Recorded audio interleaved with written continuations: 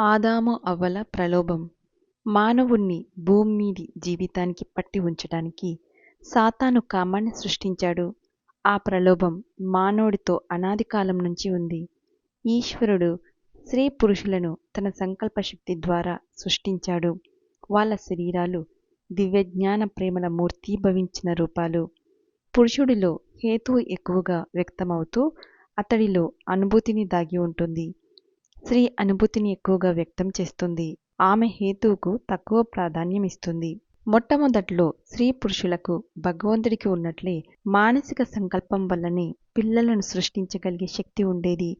స్వచ్ఛమైన లేదా దివ్య మార్గంలో జీవులను పుట్టించడానికి ఆదాము అవ్వలకు భగవంతుడు అధికారమిచ్చాడు.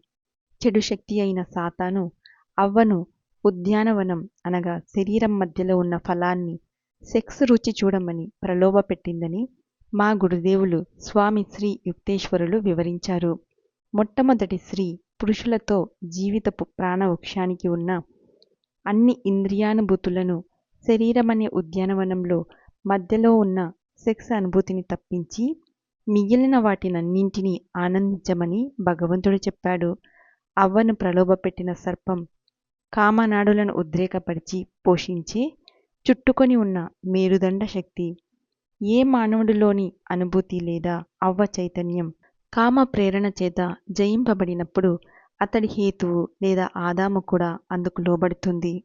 కామంలో పొందే ఆనందం భగవంతుడి దివ్యానందానికి భ్రాంతికారకమైన ప్రతిరూపం. ఆ విధంగా విశ్వసనీయమైన ప్రేమ నుంచి కామం విడిపడినప్పుడు కేవలం కామోద్రేకపు ప్రేరణలను సంతృప్తిపరచడానికి మాత్రమే ఉపయోగించినప్పుడు మానవుడి చైతన్యాన్ని ఇంద్రియాలకు బందీ చేయడానికి చెడుకు అది ఉపకరణమవుతుంది. ఆ విధంగా నిత్యస్థిత, నిత్యచేతన, నిత్య నవీన ఆనంద అనుభూతి అయిన భగవంతుణ్ణి లేదా దివ్య చేతనను పరమాత్మగా సాక్షాత్కరించుకోనీయకుండా అది అడ్డుపడుతుంది. కామం కోసం, మద్యం కోసం, డబ్బు కోసం ఉన్న కోరికలు ఆత్మ పారవశ్యాన్ని ఏమార్చడానికి సాతాను ద్వారా సృష్టి అయిన బూటకపు ఆనందాలు. ఆదాము అవ్వ కామ ప్రేరణలను రుచి చూసినప్పుడు వాళ్ళు స్వర్గం నుంచి జారిపడ్డారు. ఆత్మ పారవశ్యంలో భగవంతుడిలో ఏకత్వాన్ని అనుభూతి పొందగల దివ్య చైతన్యాన్ని వాళ్ళు కోల్పోయారు. వాళ్ళు ఆ మహా ఆనందపు స్థితి నుంచి బలవంతంగా బయటికి వచ్చేశారు. అప్పటి నుంచి మానవులు జంతువుల మాదిరిగా కామ మార్గంలో పునరుత్పత్తి చేయవలసి వచ్చింది.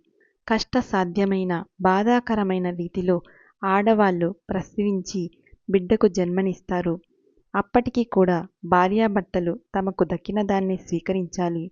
ఒక చెడ్డ పిల్లవాడు పుడితే వాణ్ణే పెంచి పోషించాలి. మొట్టమొదట్లో భగవంతుడు మాదిరిగా వాళ్ళు తమ శక్తి ద్వారా తమకు కావలసిన దాన్ని సృష్టి చేయగలిగేవాళ్ళు. ఎంత చక్కటి అమాయకమైన గతించిన మంచి రోజులవి. Thank you.